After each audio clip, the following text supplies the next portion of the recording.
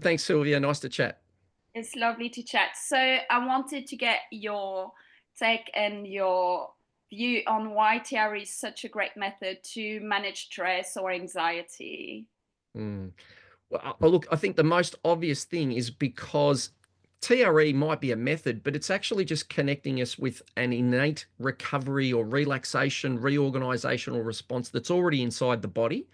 So, unlike a lot of other modalities where we're using real particular techniques and we're trying to do things to change the body, in TRE, we're tapping into this mammalian reflex, which is in just about all mammals and all humans. It's just that we've completely overlooked it and we've misunderstood it as a symptom of stress and anxiety when it's actually the pathway to the solution.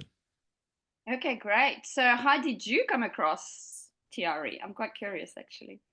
Well, look, my first introduction to spontaneous involuntary movement, or what we often call neurogenic tremors or movement in TRE, just referring to the idea that the nervous system or the body's generating the movement in comparison to volitional conscious movement.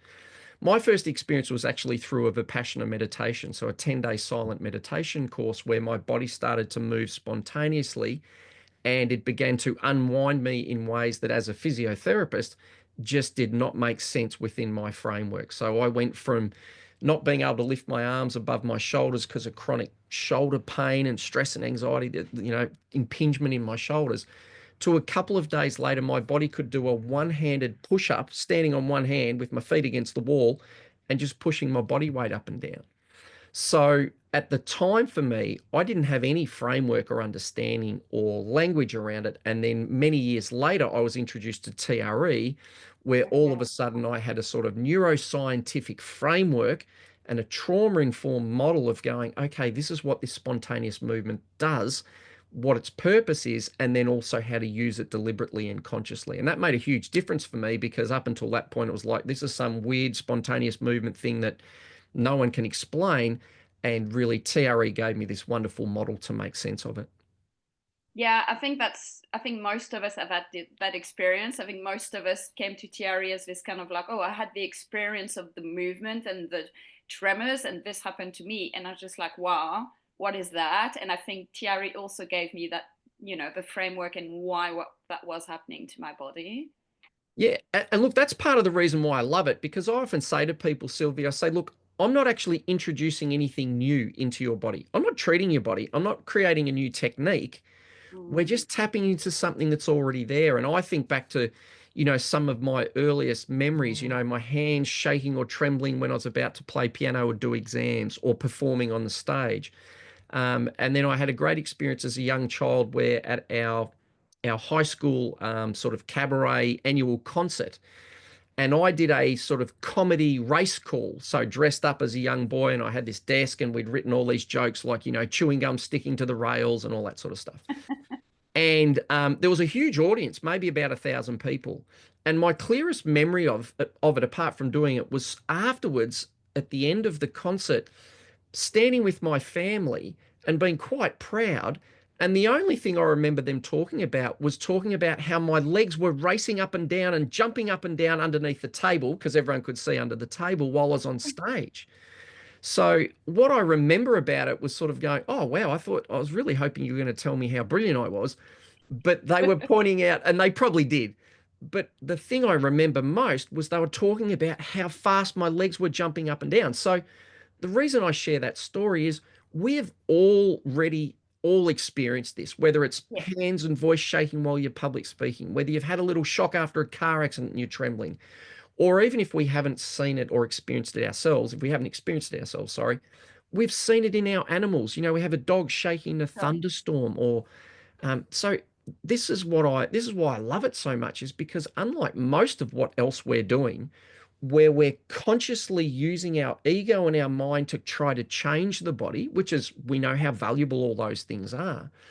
What's different here is we're letting the body change itself in a really organic way. And most of us think about the tremoring in relation to stress and trauma. So the Yeah. shaking, it's like if you're shaking, that's got nothing to do with being anxious or scared or overwhelmed or in shock. That's how your body is coming out of those. So it's the Yeah, solution, not coming the out. symptoms. But at the same time, most of us don't realize that our bodies have all been shaking and trembling in utero for 9 months. And that the shaking and trembling in utero is the way that our body actually organizes itself. It develops our body schema, our sense of being embodied. And so it's much more than just a releasing tension process. It's actually something that the body organically uses to organize and optimize itself.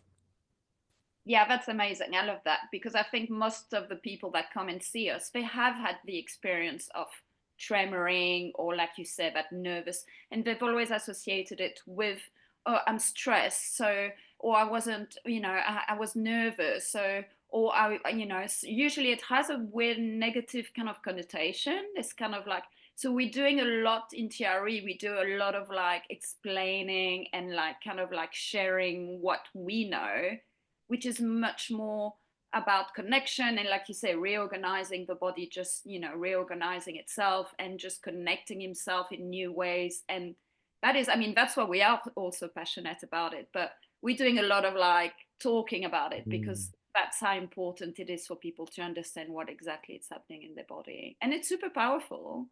Yeah. And look, not only is it powerful, and this is the thing that I like to point out, Sylvia, is it's not just that every single human on this planet, it's not just that we've got this resource to help us reduce stress and anxiety and tension and trauma.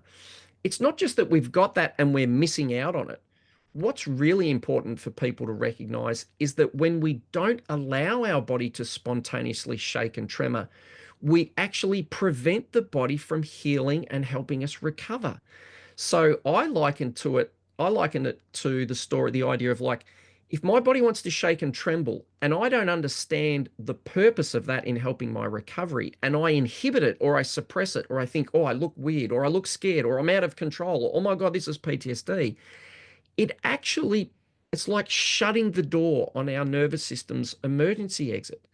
So what it means is that this information's not just going, hey, this is good information to know if you don't know it.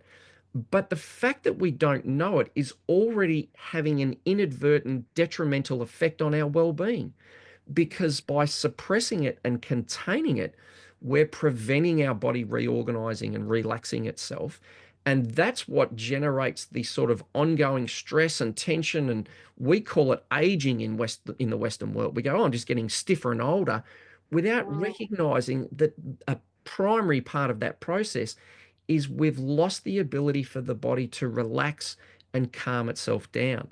Like if a siren goes off or a loud noise, a car backfires, every single one of us, our nervous system will go from relaxed to fully hypervigilantly switched on to maximum life and death survival.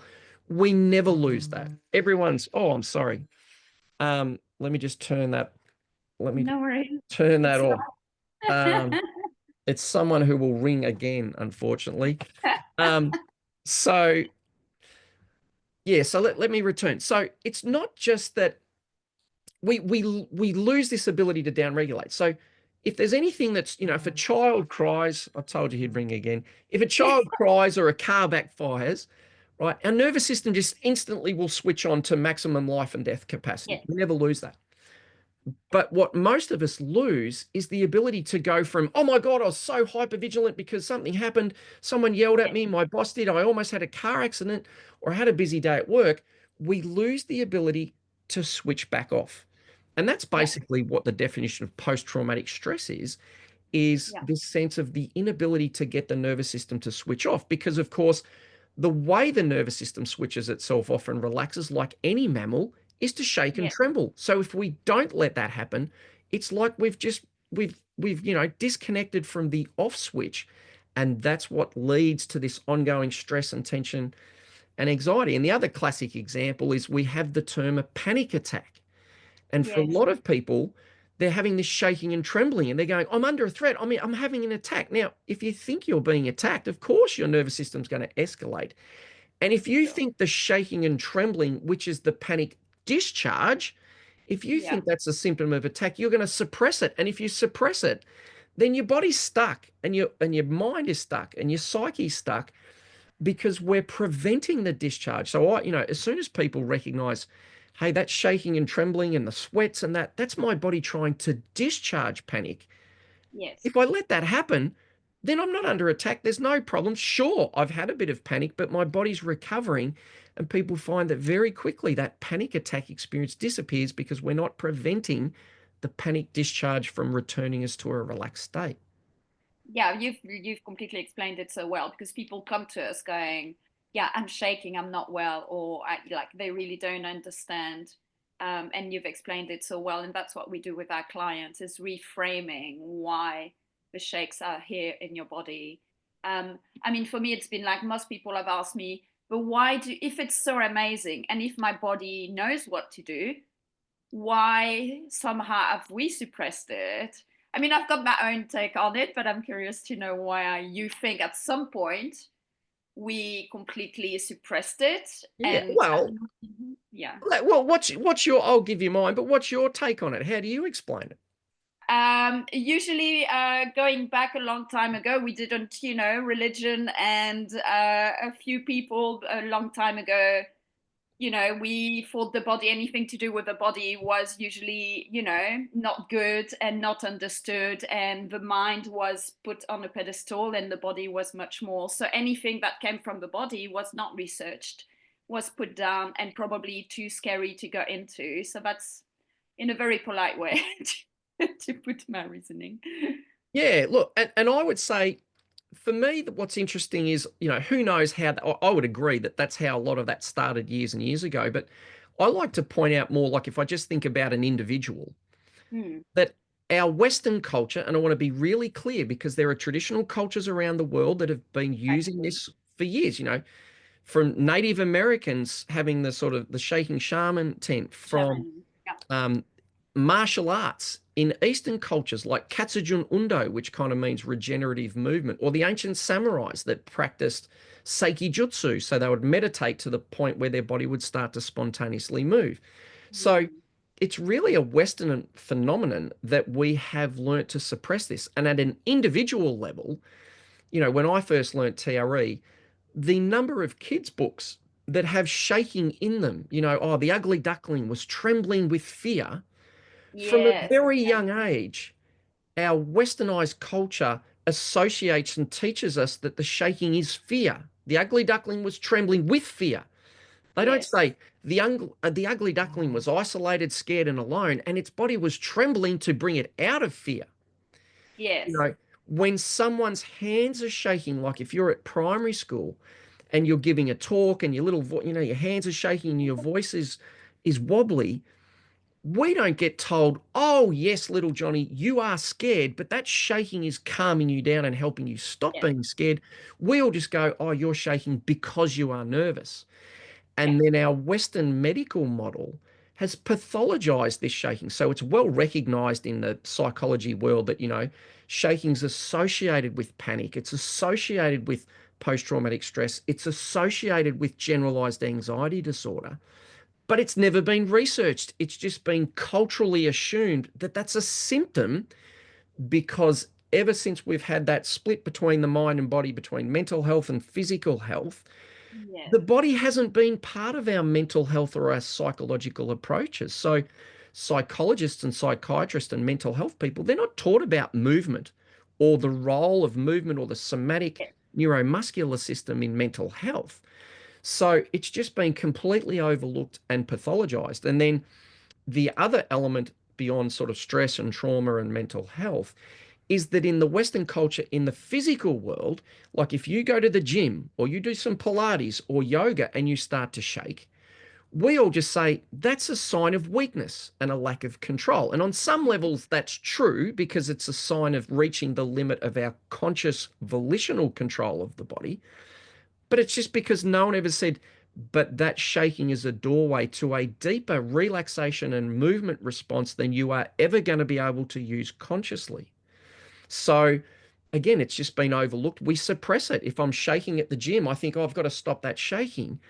Yeah, I don't want to But show that I'm weak. Yeah. that's right, because that's a sign of weakness. But while most people come to TRE for just stress release or tension release or trauma recovery or anxiety reduction initially, one of my most passionate areas is about using this tremor mechanism for improving our well-being or our physical performance. So In Australia, we have elite athletes, we have world champions, we have Yeah. Olympic medalists who are using the tremoring not to just reduce stress or recover from trauma, but because it helps them sleep better. It improves their heart rate variability.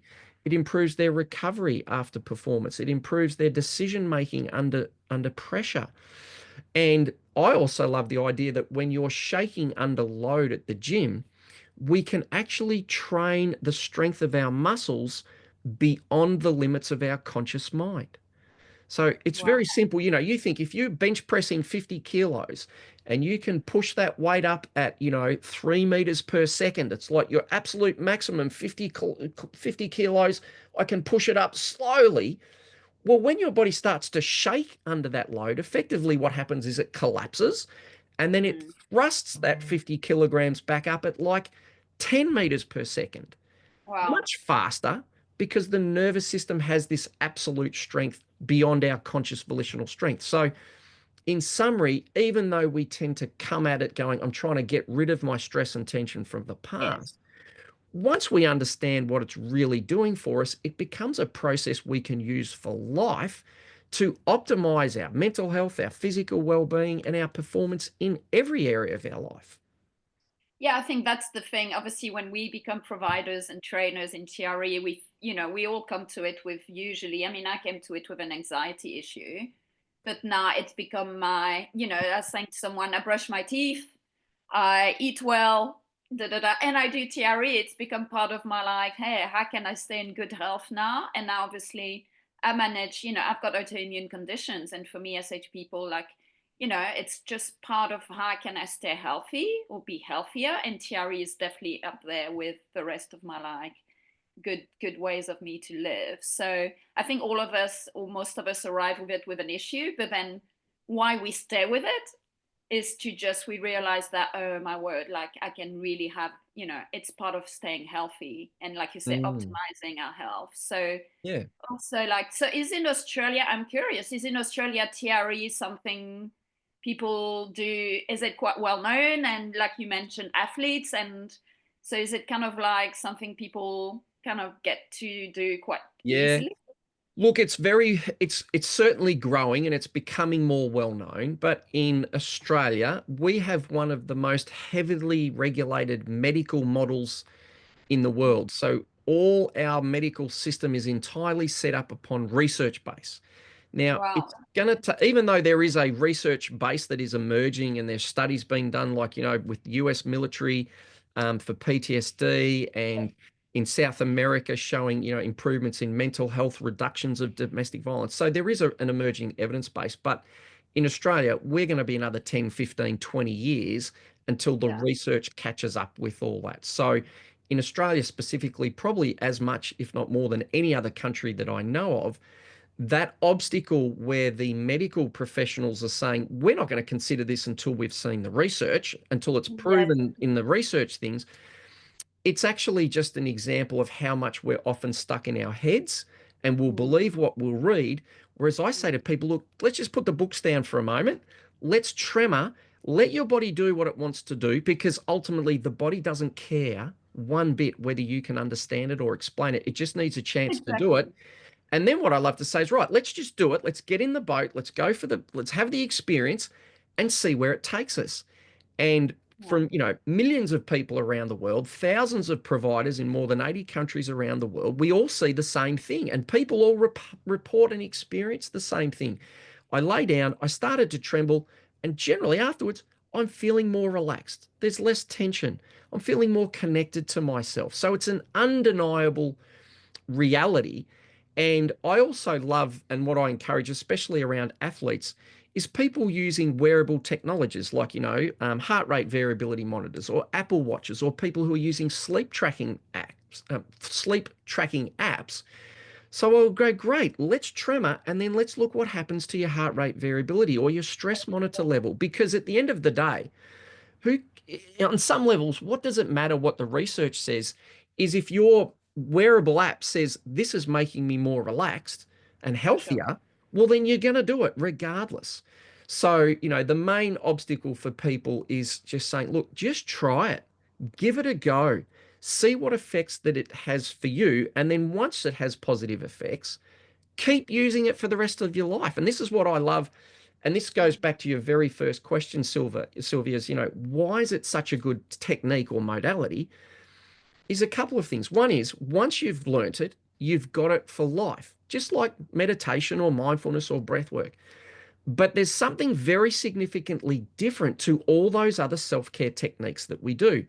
And that's because when the body is generating the movement and the nervous system is creating its own discharge, it doesn't take any mental focus and it doesn't take any physical effort. Whereas most of our self-care practices, like mindfulness, you need to focus. Now, if you've No. just come home from a crazy hectic day at work or fighting fires or on the ambulance, the last thing you want to do is go, I'm gonna focus my mind for an next hour. Now, that's great if you do, but most people don't want to do it. And if you're most stressed and most exhausted and you've been running around looking after the kids and trying to get your emails sent off and juggling all of this, you're exhausted. The last thing people are doing is go, hey, I'm going to go for a run or I'm going to go to the gym. Whereas with this process, when we're most fatigued, when we're most stressed, and when we're most time poor, how easy is it just to lie down on the floor or even in bed before you go to sleep, bring your knees up and let your body generate the movements and calm you down without it taking you any physical effort as well. So this bypasses that element where we need a lot of self-discipline to force ourselves to do the mindfulness or do the exercise or do the yoga or do the breathing. This is just simply, I'm just going to let go and let my body lead. And it makes it extraordinarily efficient and effective when we're most needing self-care, but least likely to do it. Yeah, completely. Because I think that's the challenge when, obviously, before TRE, I do sophrology, which you guys don't have in Australia. It's a little bit like mindfulness, if I had to put it. So when I used to say to people, in mindfulness practice, you need to sit down 40 minutes, do a body scan for 40 minutes, and then you'll start feeling the effect after a week of feeling quite relaxed. And people, like you say, they don't have time, come back from a busy day. You're not going to sit down, put a little candle and just, put some nice little cushion and some incense and just, sit down and practice. So for me, TRE has been amazing to say to people, hey, you don't need to put an hour aside. You don't need to put 40 minutes aside. You can just come back from your work, wherever you are in your home. I just say to people, I'm on the sofa with my dog next to me, and for some reason my legs start to shake, and I just go, oh, well, here we go. My body, feels the need to do that. Let me just sit there and carry on doing what I'm doing. I could be reading a book. I mean, that's the amazing thing, and it's how effective it is as well. Because for me is, and I know David felt really strongly about that as well. I don't need someone to do 6 sessions with me to feel something of a difference. That, And for me, it's like doing one TRE, yep, and just like everyone who do one session and they go, oh, wow, yeah. that's so. Yeah, that's right. And I agree. Part of the reason I'm so passionate is that element of empowering people and going, look, this is already inside you. And during COVID, Sylvia, I live in Melbourne. We were the most locked down city in the Oh, world. yeah, I've heard. And so while I was not able to work or travel for work, so I created an online TRE course. And one of the things I love about that is that people can start to experience the tremors within 1 to 2 minutes. We don't need any exercises apart from just holding the legs up. And so what it means is it's instantly accessible. Again, it takes no effort. A lot of people sort of go, oh, I've got to go and learn these exercises. I've got to do this sequence. I've got to learn with a TRE provider. But there's been over 14,000 people through that course. And, the experiences of people, it's just unanimously simple, easy, powerful, and effective. And as we say, once you've learnt it, you can be sitting on your couch watching TV. You could be reading a book in bed. You could have trouble sleeping. You could wake up in the night and have trouble sleeping. And you bring your legs up and you're connected to it and you've got free access to it for the rest of your life. And for me, there is no other process on the planet that I have seen that is as safe, easy, and effective for people to train ourselves and our system how to let go and to drop into flow. Because Yeah. we're all looking for those experiences where we're in a flow state. And in a flow state, It is not something that we are consciously doing. You don't consciously direct a flow state or choose it. We fall into it. It's like when we go to sleep. You don't choose to go to sleep. You do things that then you let go. We use the term falling asleep because we're not doing it. We fall. And that's the Yes. exact same thing with a flow state, whether that's sending emails at work, whether that's playing and engaged with the kids, whether it's doing sport, whether it's being creative, no matter what it is. The flow state is a state where our organism or our body and the training we've done takes over, and our conscious mind takes a back seat. It's not No, choosing. People who have those games where you're playing sport and just everything seems to fall into place, or, you're working on your creative task or on your computer and you're writing and you forget to eat lunch and you're like, oh my God, it seemed like that was only 10 minutes, but it's 4 hours later. And tremoring is an avenue for us to train our mind and our body to fall into flow states where we set the process up. The body takes over, the body leads, the body reorganizes itself. yeah. And most people will find that at the end of the tremor session, even though they haven't used their mental focus or cognitive mind at all, they will say, I feel like I've been meditating, because it's the Okay. movements that meditate the mind.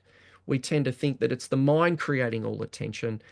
And because we're letting the body lead the process, sitting here, if you're listening to this right now, all of us have unconscious tension in our body. So if we get a massage therapist to come and push into our glutes or our diaphragm or my shoulders or my neck, even though sitting here I'm going, I'm having a great day, I'm not in any pain, I haven't got any problems, the body is generating all this unconscious tension.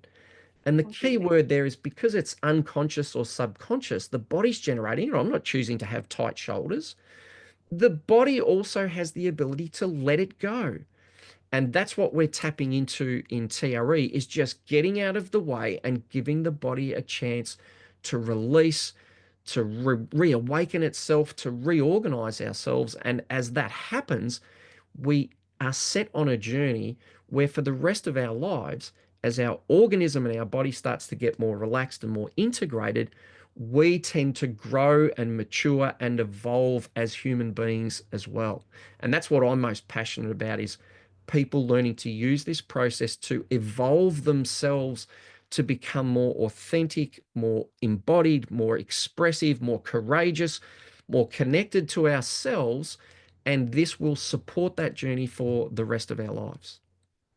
My word. Well, you like, I'm going to end with this because it's just beautiful. It's not just a tool and a method to, deal with stress and anxiety, because that's amazing too. But it's just beyond that. There is another journey. And I think being connected and authentic and finding a voice in the world and being empowered and all that Mm, comes with, I mean, it's just, and I say to people, there's so much magic afterwards, and even if the word magic, but for me it is the magic that comes, the gift that keeps on giving. It's just, you get keep practicing and you just get so much more than what you came for. You came for this, and you're gonna get like exponentially so much out of that's it. And I think I've never known anyone, I mean, all of us are so passionate about it, and we keep, our body keeps tremoring, and it just, like it does it. People say, but when do you do it? I was like, I don't know, my body just does its thing. I'm like, it just does it when it needs to. Obviously, if I'm somewhere I don't want to shake, obviously I don't shake. But most of the time, I let a little part of me tremor because it just feels like my body's just doing it. So it's trusting that if it does it, it needs to do it. And that's all there is to it. My word, well, thank you so much. That's amazing. Thank you for all of uh, that. I'll you're stop very the you're very recording there. welcome.